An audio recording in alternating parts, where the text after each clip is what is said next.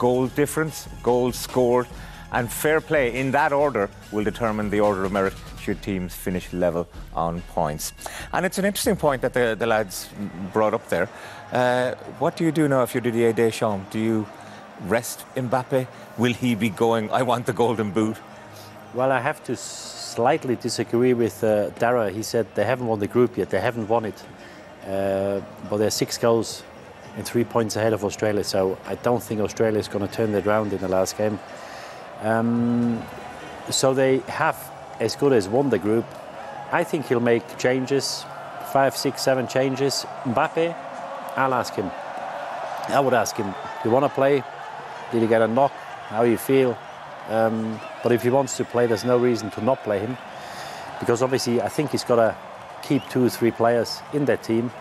But he's got the luxury now to rest some players, which is great for France. Another great performance today. But with the golden boy, I'd ask him whether he wants to play. And I'm sure, you know, you've seen him in the last minute when Thuram was running onto that ball, when he took off and overtook him and wanted the ball to get his hat-trick. I'd be very surprised if he doesn't want to play. What would a striker want? He'll want to play, let's be honest. He'll definitely be chasing that golden boot. I think he's level now with Valencia, isn't he? So he'll definitely need to, or want to play in the game anyway. But again, I think it will be a conversation between Deschamps and him to see how he's feeling. And if he wants to play, and as I said, I'm sure he will want to play if he's feeling fresh. But when he went down there, we were worried, you know, that after such a performance, that it might be a tournament-threatening tackle. Yeah, well, look, there's always going to be chances in games where that might happen, you know, but I think going into a game against Tunisia, you can't have those thoughts in your mind. I think obviously you got to look forward to the next round, but I think a player of his quality and his calibre will want to play if he can. We saw with Neymar, I suppose, that he ended up with looked like a tennis ball on his ankle with the swelling. So you do have that, I suppose, dilemma. Do you keep players in cotton wool until the more important games? But I think you've got to know your players, and obviously this is what Deschamps is in charge of the team for a number of years now. There's certain players who need a rhythm. They need to play to keep performing. And then there's other players, you take them out for 3 days, for 5 days, and they perform after coming or not playing for a week or 10 days. And that's where you have to know your players. But you know, he's enjoying his football, the way he's playing with a smile on his face. I'd be very surprised, and I think he'll be in the team against Tunisia. We were talking before the tournament and even before this game, and we'll still talk a bit later on, of course, about Messi, about Ronaldo, mentioned Neymar. But is Mbappe the heir to the throne now? Is he the best in the world at the moment? I think he's shown it, isn't he? I think we've seen with this winning goal, he's shown even another different development to his game with a poacher's type of goal. We see him scoring so many brilliant individual goals here, but this is really good finish as well. It doesn't just hit him, you can see he adjusts his leg to make sure he directs it on target. And look, I think he's definitely up there. I think we spoke before the game that maybe himself and Haaland are looking to come and dethrone Messi and Ronaldo, who are coming into the latter stages of their career. But he's definitely a fantastic player, and we've talked about him so much throughout this game, at half-time and before the game, and he really was the difference maker in the game today. He's got a beautiful right thigh.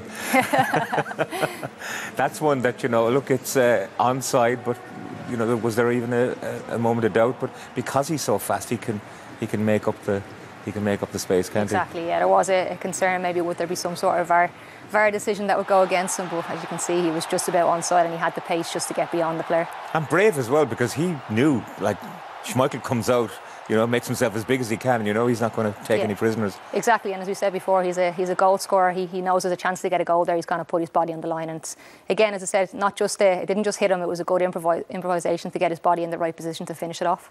Well, we're lucky. I guess it's one of the better matches of the tournament so far, isn't it? Yeah, very good, very good. Denmark was good as well. Excellent game all round. Denmark, after they got that equaliser, you thought if they held on for a bit longer, maybe they would have pushed, because in the end, the way the table stands, a draw would have been as good as a loss, and it would have been interesting to see whether they really go for it and try to get a second goal and get a winner. But no, good all-round game, and wouldn't be surprised if we see Denmark as well in the last 16. Okay. More riding on that from that point of view, unless Tunisia do the unthinkable. Yeah, which I can't see, even if France makes 6 or 7 changes. Probably the winner takes it all in that Australia-Denmark game. Draw is enough for Australia. Denmark probably the better side, but Australia showed great character today. They had really battle. They had to defend. They didn't concede an awful lot of chances, and they're a tough team to break down. I think Denmark might have their work cut out. I wouldn't be at all surprised if Australia go through. And the Aussies were really emotional after that game. It really meant an awful lot to them. Yeah, it was an important win for them today, wasn't it? I think you could see from the celebrations at the end what it meant to them. And obviously, as I said, it puts them in a good position going into that last game now against Denmark. But I think Australia have brought a lot to this World Cup. They've showed great energy. They scored some good goals as well. And I'm looking forward to that game now between Denmark and them because, as you say, it's going to be a lot riding on it. Absolutely. OK, well, that's Group D done and dusted for now.